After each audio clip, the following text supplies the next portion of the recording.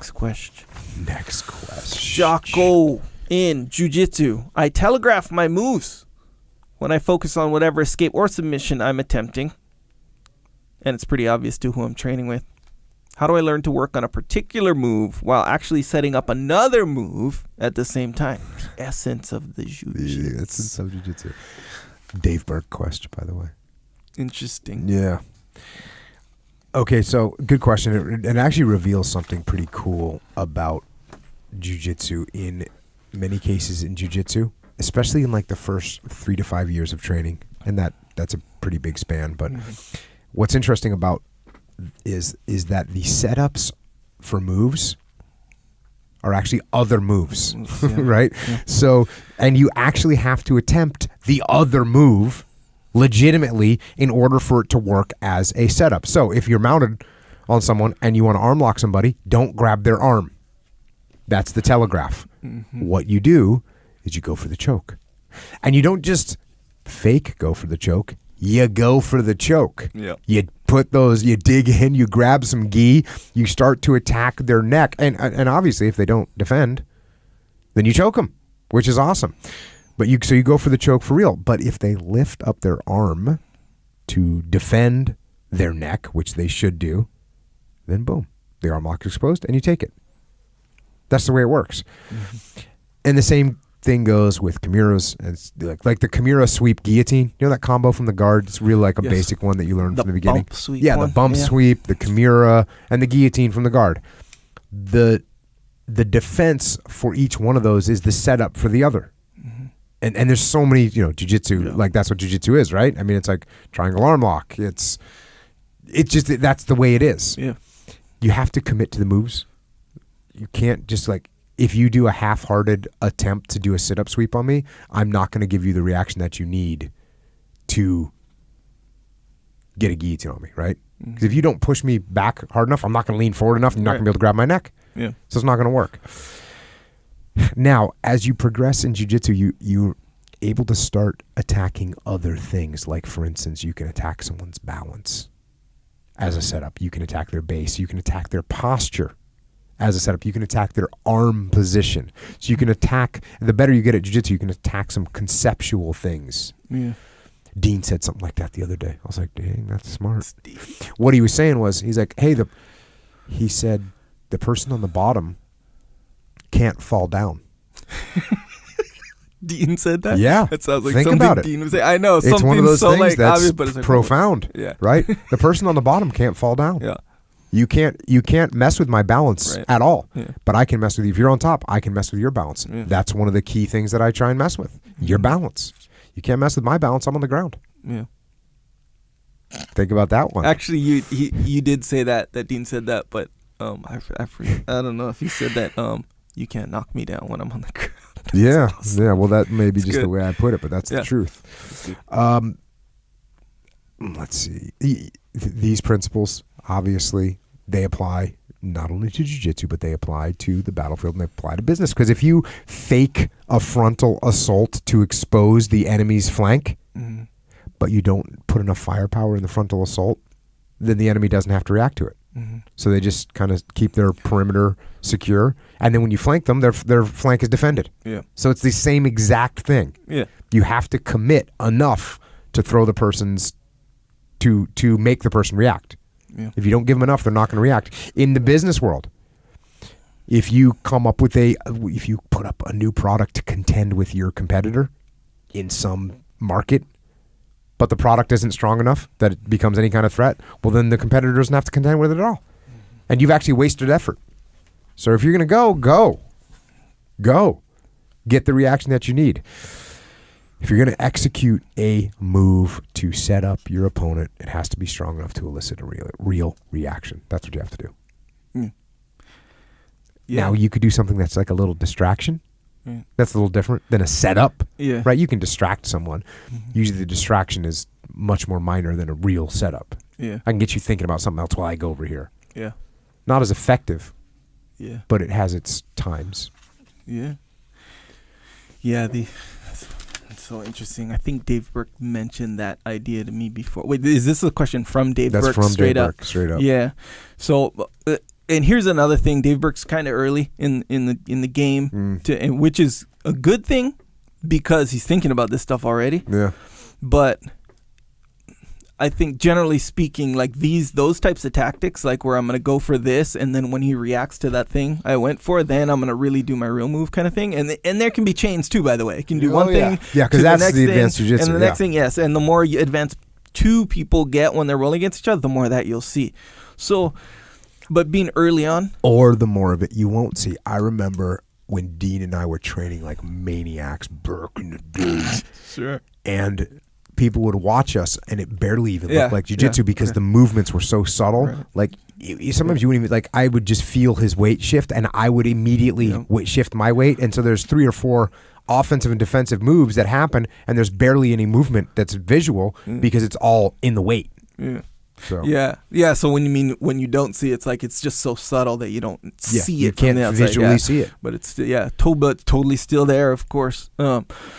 So that's kind of good that I think anyway, that he's thinking that, how to do that. But I think what's more important, given the stage, and this is real generally speaking because people are different, but learn the moves, the crisp move, like how to do an arm lock where your hips should be and shouldn't be, and what makes a arm lock a good arm lock, and what makes an arm lock, for example, a bad arm lock.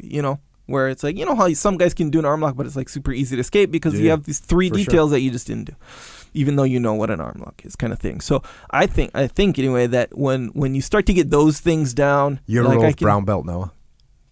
Yeah, Ollie. Yeah.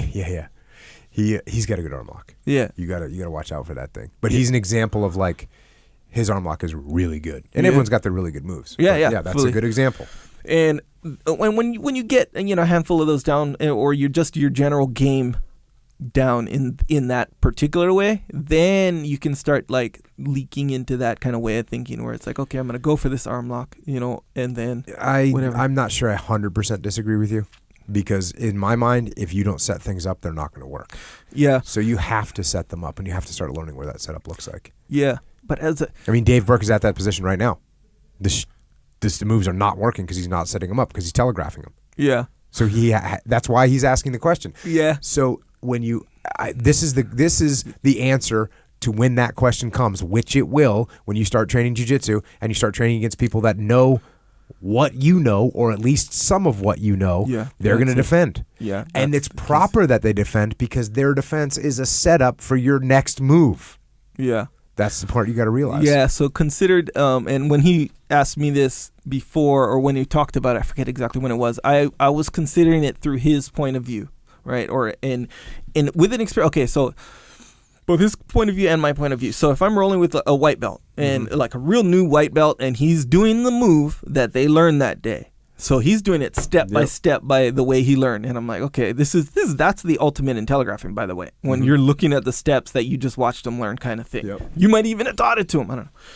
So when they do that, I think that's appropriate as far as the learning process. Early on, it's like, get those down. Yeah. Practice that part of it. Yeah, it's not going to work. In fact, it might work on another super new guy. Yeah, and I know I've rolled with guys. Dean is one of them.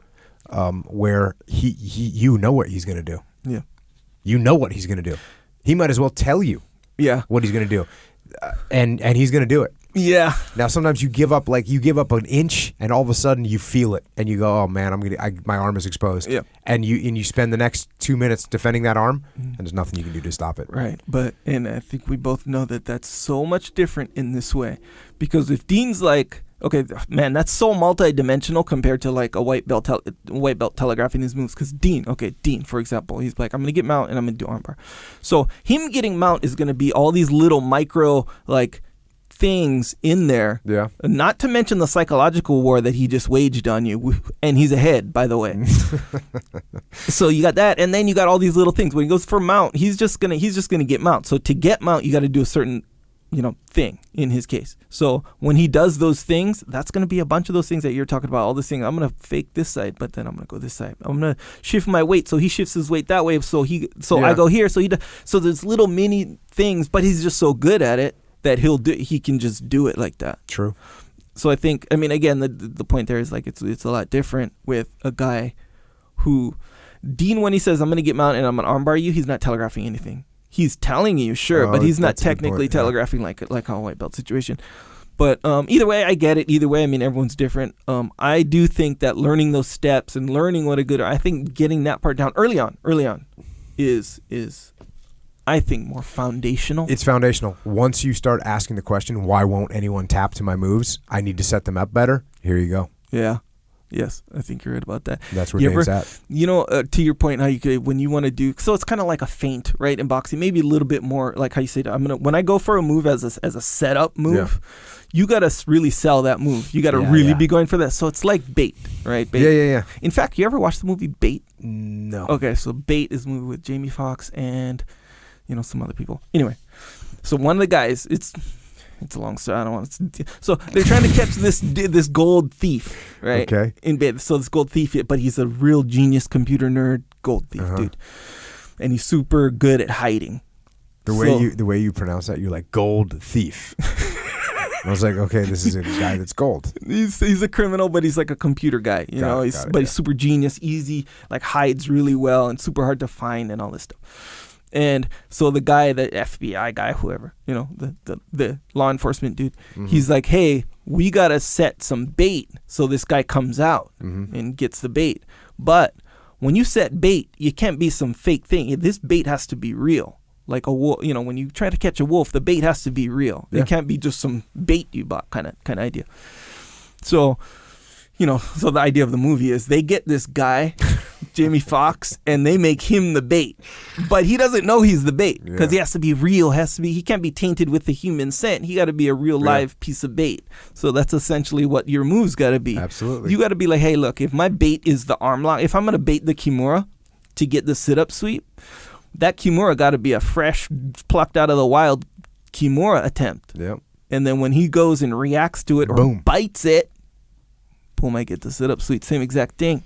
So yeah, they got to the setup move got to smell real. Got to smell real.